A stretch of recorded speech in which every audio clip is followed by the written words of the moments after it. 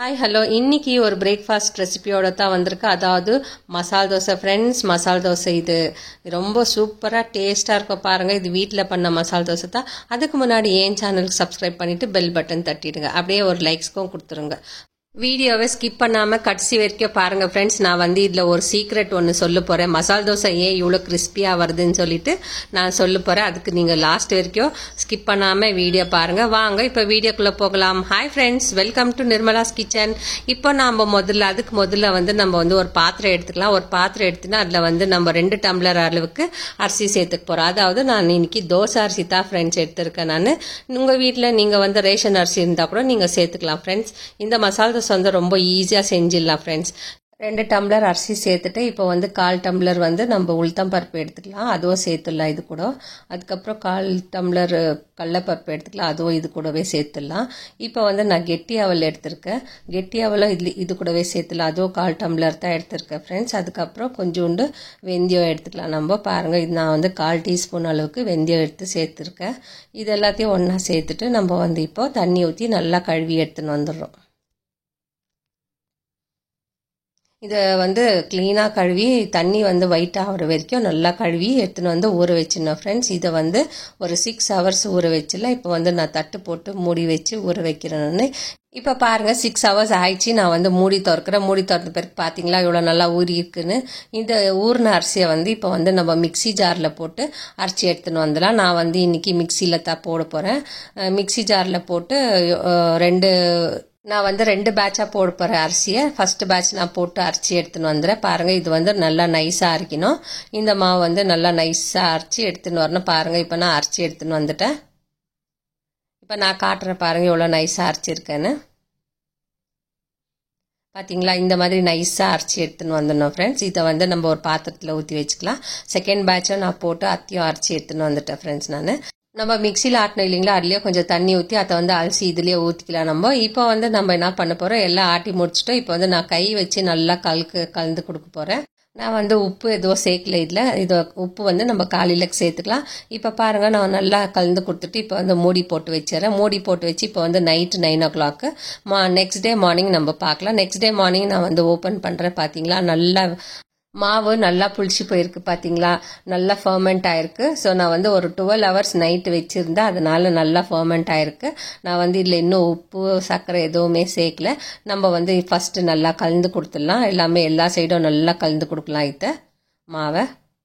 நான் பாருங்கள் நல்லா கலந்து கொடுத்துட்டேன். நான் இன்னொரு பாத்திரம் எடுத்துக்கிறேன். இன்னொரு பாத்திரத்தில் பாதி மாவு ஊற்றி எடுத்து வச்சிடுறேன். நான் இது 2 நாள் வரும் எனக்கு இந்த மாவு. ஸோ நான் இதில் உப்பு கலக்க போடல. இது தனியாக எடுத்து வச்சிடறேன். இப்போ நான் 1 டேபிள் ஸ்பூன் அளவுக்கு உப்பு போடுறேன்.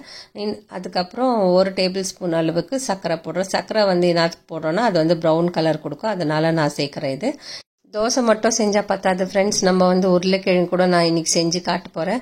உருளைக்கிழங்கு மசாலா, அதாவது நம்ம மசால் தோசைக்கு வைக்கிற உருளைக்கிழங்கு மசால் தோசை தான் நம்ம செஞ்சு காட்ட போகிறோம் இன்னைக்கு.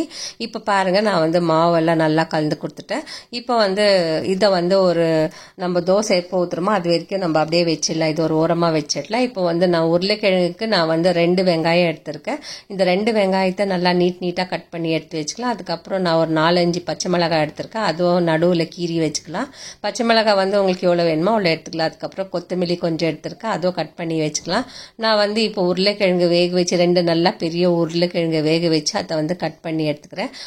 ரொம்ப சின்னதாக கட் பண்ணக்கூடாது. கொஞ்சம் ஒரு அளவுக்கு பெருசாக கட் பண்ணிக்கலாம். இப்போ கடாயை வச்சுக்கலாம் ஸ்டவ்வில். 2 டேபிள் ஸ்பூன் அளவுக்கு எண்ணெய் சேர்த்துடலாம். அதுக்கப்புறம் கடுகு போட்டுடலாம். கடுகு போட்டு சீரகம் போட்டு கொஞ்சோண்டு வெந்தயம் சேர்த்துடலாம். இது 3 நல்லா சேர்த்துட்டு நம்ம இப்போ உளுத்தம் பருப்பு எடுத்துருக்கோம். உளுத்தம் பருப்பும் சேர்த்துலாம். அதுக்கப்புறம் கடலைப்பருப்பும் எடுத்துருக்கோம். கடலைப்பருப்பும் இதில் சேர்த்துடலாம் ஃப்ரெண்ட்ஸ். நான் டிஸ்கிரிப்ஷன் பாக்ஸில் கொடுக்குறேன் ஃப்ரெண்ட்ஸ் எல்லாம் எவ்வளோ எடுத்துருக்கேன்னு சொல்லிட்டு. இப்போ பாருங்கள், இப்போ நல்லா கலந்து கொடுத்துடலாம். இப்போ நான் 2 வெங்காயம் நீட்டமாக கட் பண்ணி வச்சேன் இல்லைங்களா, அதையும் சேர்த்துடலாம். நம்ம சேர்த்துட்டு நல்லா வதக்கி கொடுக்கலாம். கருவேப்பிலை சேர்த்துலாம். அதுக்கப்புறம் பச்சை மிளகாய் சேர்த்துலாம். சேர்த்துட்டு இதெல்லாம் நல்லா வதக்கி கொடுக்கலாம். நான் பட்டாணி எடுத்திருக்கேன். நான் 1/4 கப் பட்டாணி எடுத்திருக்கேன். கேரட்டு பீன்ஸ் இருந்தால் கூட இது கூட சேர்த்துக்கலாம் ஃப்ரெண்ட்ஸ். நம்ம இப்போ சேர்த்துட்டு உப்பு சேர்த்துறோம். உப்பு சேர்த்துட்டு அதெல்லாம் கலந்து கொடுக்குறோம். நல்லா கலந்து கொடுக்குறோம். நல்லா கலந்து கொடுத்த பிறகு இது வந்து கொஞ்சம் வேகட்டோன்னு அப்படி அதுலேயே விடலாம். அதுக்கப்புறம் பாருங்கள் நான் வந்து நல்லா கலந்து கொடுக்குறேன். இது வந்து பிங்கிஷ் கலர் ஆகிற வரைக்கும் நம்ம வந்து கலந்து கொடுக்கணும். நல்லா கலந்து கொடுத்துட்டு அதுக்கப்புறம் நம்ம கட் பண்ணி வச்சுருக்கிற உருளைக்கிழங்கு இதில் சேர்த்துடலாம். இப்போ வந்து நான் கொஞ்சம் பெருங்காயத்தூள் சேர்க்குறேன். பெருங்காயத்தூள் வந்து ஆப்ஷனல் தான். இப்போ வந்து இதை நல்லா வதக்கி கொடுத்துடலாம். இது பட்டாணி இதெல்லாம் வெந்து வர வரைக்கும் வதக்கி கொடுக்கலாம். அதுக்கப்புறம் இப்போ மஞ்சள் தூள் சேர்த்துறேன். நான் 1/4 டீஸ்பூன் அளவுக்கு மஞ்சள் சேர்த்துறேன். நான் மஞ்சள் தூள் சேர்த்துட்டு அதுக்கப்புறம் 1/4 டீஸ்பூன் அளவுக்கு நான் வந்து ரெட் சில்லி பவுடர் சேர்க்குறேன். அது வந்து ஆப்ஷனல் இல்லை. ரெட் சில்லி பவுடர் வந்து கொஞ்சம் காரத்துக்கோசரம் நான் சேர்த்தேன். அதுக்கப்புறம் இதெல்லாம் நல்லா வாசனை போகிற வரைக்கும் வதக்கி கொடுத்துட்டு நான் வந்து உருளைக்கிழங்கு சேர்த்துறேன். இப்போது உருளைக்கிழங்கு வந்து நம்ம கட் பண்ணி எடுத்து வச்சுருக்குறோம் இல்லைங்களா. எப்பவுமே உருளைக்கிழங்கு மசாலா தோசை உருளைக்கிழங்கு செய்யும் போது நம்ம பெரிய பெரிய பீசஸாக தான் போடணும் ஃப்ரெண்ட்ஸ். அப்போ தான் நல்லா டேஸ்ட்டாக இருக்கும். இப்போ பாருங்கள் நான் வந்து எல்லாத்தையும் வதக்கி கொடுக்குறேன். இப்போ பாருங்கள் எல்லாத்தையும் நல்லா ஃப்ரை பண்ணி கொடுத்துடலாம்.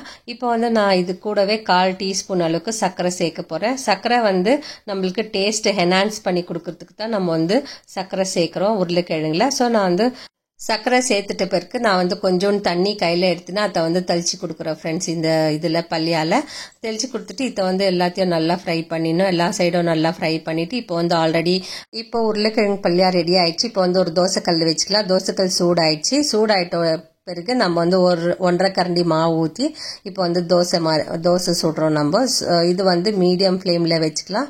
மீடியம் ஃப்ளேமில் வச்சு தான் நம்ம வந்து தோசை ஊற்ற போகிறோம். இப்போ வந்து நான் இது எண்ணெய் சேர்த்துறேன். எண்ணெய் சேர்த்துட்டு இது கூடவே நான் ஒரு 1 செகண்ட் அப்படி மூடி போட்டு வச்சிடலாம்.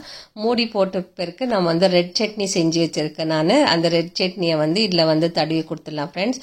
இந்த ரெட் சட்னி வந்து மசாலா தோசைக்குன்னே ஸ்பெஷலாக செஞ்சது ஃப்ரெண்ட்ஸ். நான் இதுக்கு வந்து காஞ்ச மிளகாய், பூண்டு, புளி, உப்பு இது கொஞ்சம் சேர்த்துட்டு நம்ம வந்து மிக்சியில் அரைச்சி எடுத்துன்னு வந்துட்டு இது வந்து ரெட் சட்னின்னு சொல்லிட்டு இதுக்கு கூடவே நம்ம வந்து அப்ளை பண்ணுறோம். அதுக்கப்புறம் இதுக்கு என்னன்னு பார்த்தீங்கன்னா நான் வந்து இன்னைக்கு எண்ணெயும் அப்புறமா நெய்யும் ரெண்டும் ஒன்றா மிக்ஸ் பண்ணி இதை வந்து மேலே ஊற்றுறேன். நான் இது மேலே ஊற்றிட்டு இது ப்ரௌன் கலர் ஆகிற வரைக்கும் நம்ம வந்து வெயிட் பண்ணலாம். இப்போ பாருங்கள் தோசை வெந்துச்சு. நல்லா ப்ரௌன் கலர் ஆயிடுச்சு. இப்போ வந்து நம்ம செஞ்சு வச்சுருக்கிற கிழங்கு பள்ளியா வந்து இந்த நடுவில் வச்சிடலாம். நடுவில் வச்சுட்டு நம்ம வந்து க்ளோஸ் பண்ணிடல. இப்போ ஆல்மோஸ்ட் தோசை சுட்டுட்டேன் நான்.